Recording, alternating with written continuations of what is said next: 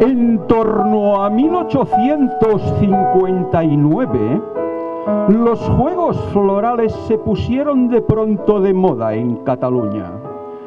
Aquella institución provenzal y medieval de los Juegos Florales, del amor platónico, moral de adulterio, con las reinas, sus pajes, sus flores naturales, sus trovadores y sus discursos mantenedores. No tot serà, però silenci, car diràs la paraula justa, la diràs en el moment just.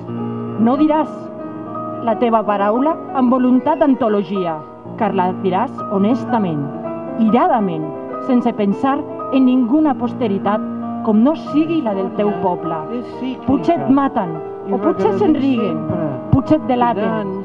Del llarg amor concebut com la ràbia, amb la seca espera del viure, concret i digne, sense més de portes en fora, Goya. Salut, companys de lluita! Units serem més ferms. Tothom se n'assabenti. Des d'ara en dono fe. Avui ens empresonen, però un dia hi tornarem. A qualsevol drama històric de Shakespeare, i és ben segur que trobarem tot el possible repertori de conflictes, solucions, travetes i batzecades que ofereix la cosa pública. Ben feta, qualsevol d'aquestes lectures ens estalviaria molta despesa de curiositat i d'energia. Amb tancs i cementiris, i t'ompliren la boca amb merda calenta dels seus cervells invictes. Jo sóc d'una petita terra, sense rius de debò, sovint assedegada de pluja, pobra d'arbres, gairebé privada de boscos, escassa de planures, excessiva de muntanyes, estesa per llevant al llarg de la vella mar, que tansa el difícil i sangonós diàleg de tres continents. Els cims trenquen la meva pàtria en dos estats. Tuteges els teus morts en nom de l'únic sol, en nom de l'únic sol, de l'única paraula, en nom dels teus infants i de la pau i el bes. Ens vestim per al dia que seurem a ta taula, on hi haurà esperant-nos els teus herois lleugers. Ara que el braç potent de les fúries aterra la ciutat d'ideals que volíem vestir, entre runes de somnis colgats, més prop de terra, pàtria, guarda'ns, la terra no sabrà mai mentir. El sexe, els fills. Recordes aquella malaltia? Aquell examen d'ingrés a l'institut? La son, el tedi, les postres del diumenge, la corbata, els diners que s'acaben el dia 15. Un home agonitzant aquí, a la vora. Volem dir terra sense pensar en el fang. No t'anomenaré pàtria d'encesa testa.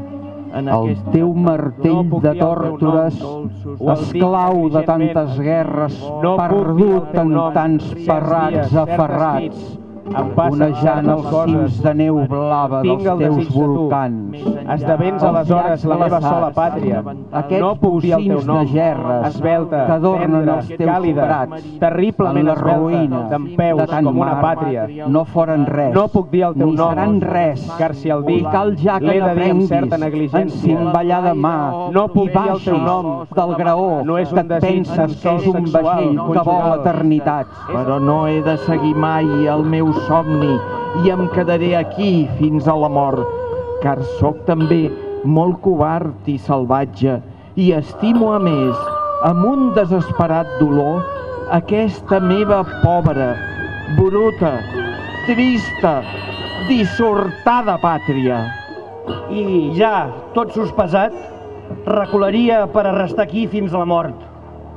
Car fet i fet, tampoc no sóc tan ase, i estimo, a més, amb un irrevocable amor, aquesta meva i vostra, bastant neta, envejada, bonica pàtria.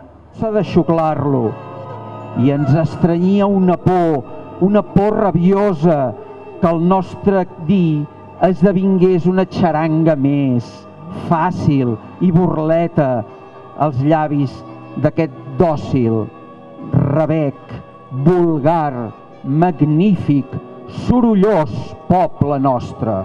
Mal que sigui per restar aquí amargant-me i amargant tothom qui pugui, fins a la mort. Car què hi farem?